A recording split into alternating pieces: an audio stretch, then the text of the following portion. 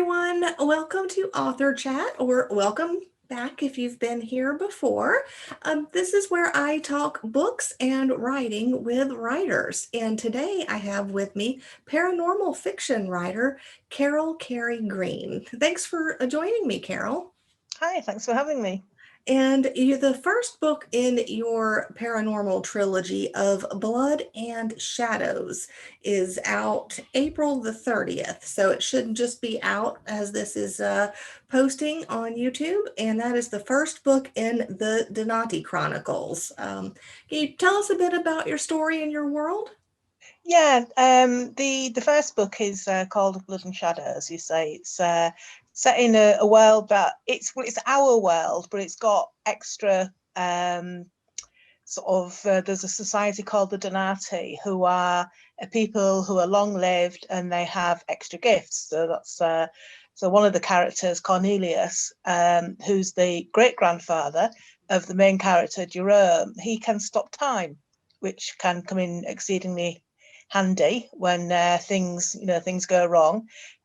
His partner Dastan, he can read memories and he can alter memories. He can,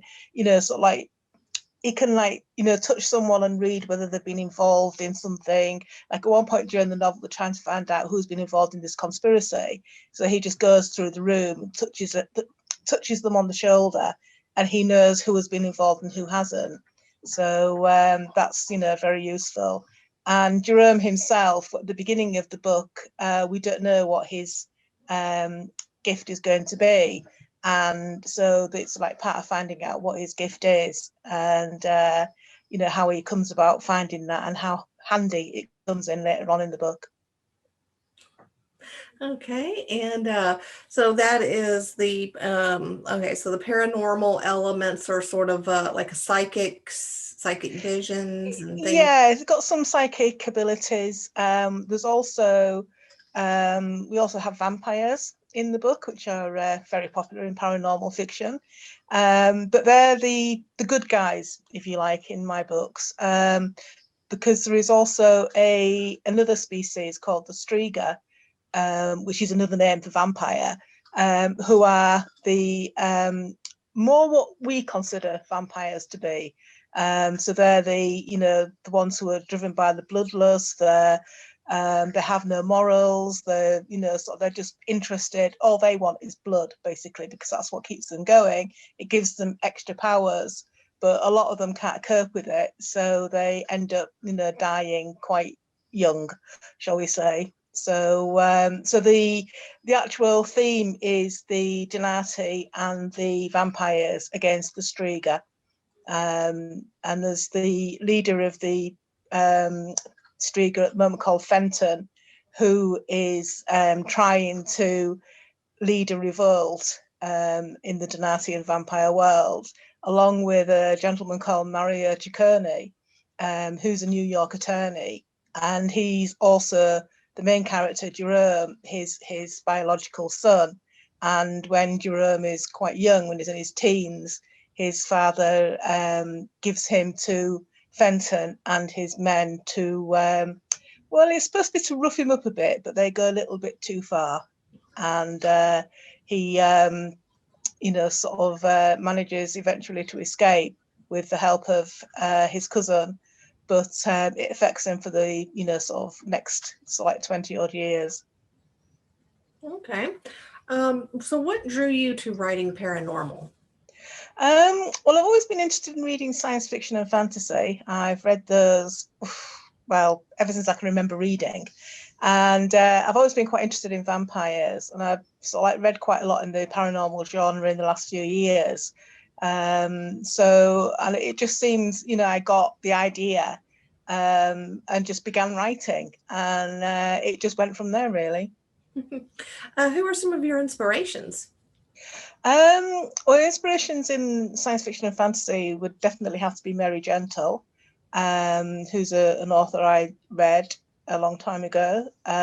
Also, Nicola Griffith, and a lot of other sort of like authors were around in the 80s and 90s when I did a lot of reading in feminist science fiction and in fantasy and everything.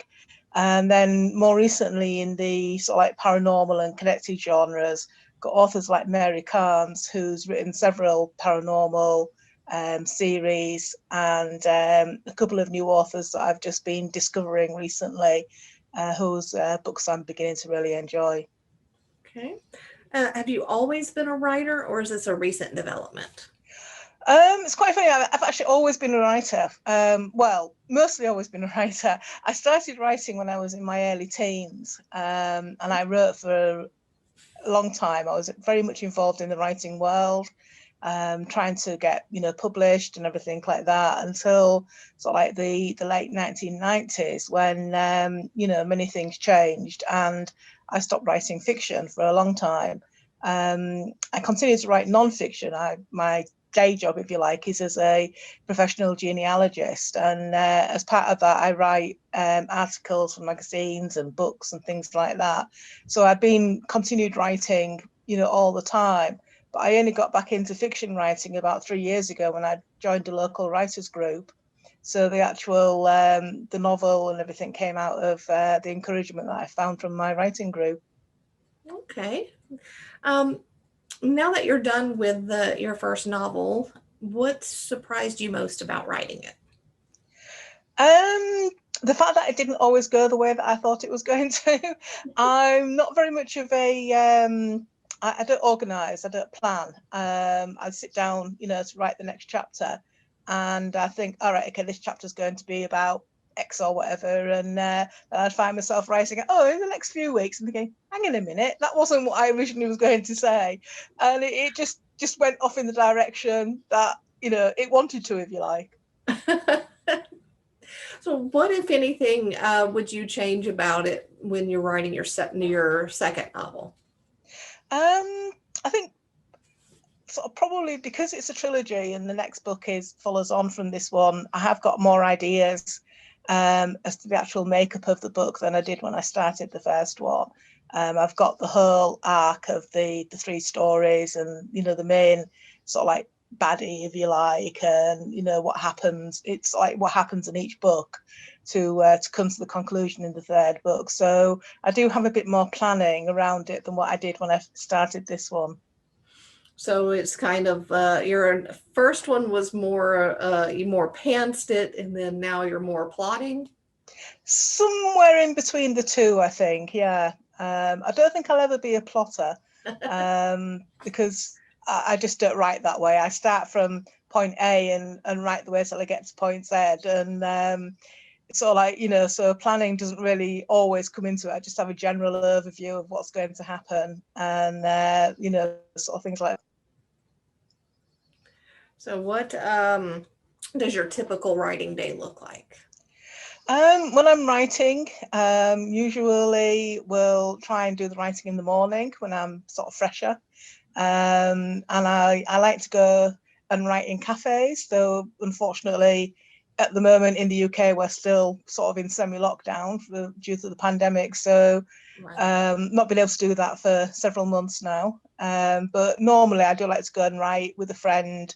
We've got a local cafe we go to and spend the day writing and talking about writing and sort of things like that. And then because I still work my job, I've just taken a week off just after Easter, where I've been working on my newsletter and working on all the edits and everything that come back for the book, and proofreading it, and sort of doing all the beginning of the marketing thing, which self-publishing is completely new to me. When I was writing before 20 odd years ago, the only way to get published then was to sort of start sending things out to publishers. Yeah. So I've come back into a completely different world from what I knew as a writer back in the 80s and 90s. And so I'm guessing having to learn that world and work out how things go. Yeah, you have to, being indie, you have to wear all the hats, and it can That's it. be difficult. How long did it take you to write your first book? It took about a year to write the first draft, because, sort of only writing maybe 2-3 times a week, sometimes only once a week. So it took quite a while, but it's taken about another 6 months from there to polish it. I've just had it edited, professionally edited, and just going through and doing a final read through on my Kindle, picking up a few bits and pieces that we missed, and then my husband is proofreading it for me. He's the proofreader extraordinaire. So you don't want him standing behind you when you're writing, because he'll point out all the mistakes. Go away. Yeah. We can't have the editor while you're writing, that's for sure. What comes first to you in that? Do you envision the story first or the characters? In this case, it was the character Jerome. Well, it was a scene, which was originally, it was the beginning scene, but it's now the beginning of chapter 2. And Jerome has been away in the army, and he's been invalided out, and he's just gone into a spiral of depression, and his best friend was killed, and his best friend's sister has been trying to help him, but everything's been going against him, and he's just sort of like given up, and he's decided to go and lay in this alley in New York and just, as he puts it, fade away. But fortunately for him, he's found by Cornelius and Dastan, the 2 other Donati, who've been looking for him since he was a teenager. And, he goes back with them to their house, and gradually, sort of gets better and becomes more involved in their world. Okay. What are your top tips for a new writer sitting down to work on their first story? I would suggest, if you're writing in a particular genre, read in that genre. I think you need to have a really good background in the genre that you're writing in, and also read some books on craft. Get some books about how to write, grammar, and sort of, all, sort of just, but most importantly of all, just write. Write as much as you can, whenever you can. It doesn't have to be perfect to begin with. I mean, we've all got those stories in a folder somewhere that we look back and we're thinking, oh my God, did I write that? But we've got to start somewhere. And I suggest that, people, they just start putting words onto paper, and then come back to it and go through it and revise it, and maybe tear it up if it's not really good, and start again with another story. It's just practice, really. So did you use beta readers or critique partners? I used a couple of beta readers. One of my friends is a beta reader, and I used a couple of others. So I got, comments coming back on it, and also at the writers group that we go to, which I sort of half run at the moment. We've been meeting on Zoom for the last year because we've not been able to meet in person. Right. So we meet every week, and on a Monday morning, and people will read out what they're working on at the moment, and we'll offer suggestions, and sort of point things out, or ask for clarification. And so I've been sort of reading it out bit by bit at the writers meeting, and getting comments back from people. What is okay? So next would be book 2 for you. Do you have a timeline on when you hope to have your next book out? I'm hoping, if I get it written, to sort of like have it out in the late autumn, so about October, November time. Okay. So that I can get the second book out the end of this year, and then hopefully the third book about spring again next year, so I can keep the momentum going. And then after that, I've got three books that follow in this particular novel. The 3 vampires who are the main, so 3 of the main characters, Laertius, Cassius, and Rupert, and each of them will also get a novel. So that will also be a second trilogy. So I don't have much on that at the moment, apart from I know I want to write 3 books about the 3 vampires. Sounds good. You have a friend joining you there. Yes, that's that's Mary, our large black cat, who's decided that's his favorite sleeping spot at the moment. Love it. I have a black cat also. I love black cats. So Yeah, we've got two black cats. so where can readers find out more about you and your books? Okay, if they're on Facebook, they can just search for Carol Kerry-Green books, and my Facebook page will come up. I've also got a website which is still under construction, but there's more there than there was last week, which is, again, it's just carolkerrygreenbooks.com. And then hopefully by the end of April, by the time this goes out, they'll be able to go to Amazon and search for my name as the author name, and the book should be there, so they should be able to download it. Great. And I will, of course, have all of Carol's links down in the description box below. So be sure to check that out and grab the first book of her trilogy. And while you're down there, give me a like and a subscribe and a comment if you have any questions or anything for either Carol or myself. We'd be glad to hear from you.